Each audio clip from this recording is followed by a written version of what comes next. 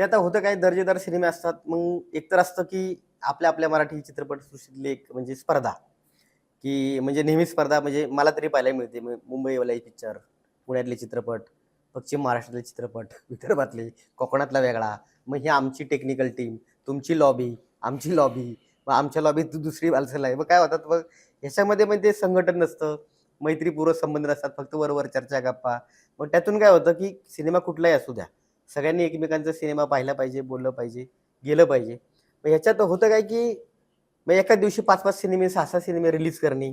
मग त्या स्पर्धा प्रेक्षक ठराविकच आहेत.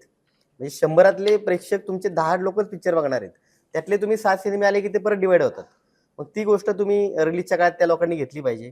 किंवा खूप सिनेमे कुठल्या-कुठल्या विषयाचे येतात, वेगवेगळे येतात. म्हणजे विषय कुठले घ्यावेत काही त्यांनी सिलेक्ट केले पाहिजे. म्हणजे कधी-कधी एखादा ऐतिहासिक किंवा एक साऊथचा कुठलातरी मोठा भव्य-दिव्य देशभक्तीपर किंवा मोठा सिनेमा असतो ना, आपला कुठलातरी साधा मराठी टुकार चित्रपट असतो, की त्याला काहीच व्हॅल्यू नसते. मग लोकं साहजिकच तो चित्रपट बघतात. हां. त्याच्या पेपरवरती त्याचं समीक्षण येतं. रील्स व्हायरल त्याच्यावरती किंवा सोशल मीडियावर ते दिसतं. मग आपण म्हणतो आपला पिक्चर का नाही चालत? आपल्यात दमच नाही ना त्या ह्याच्यामध्ये.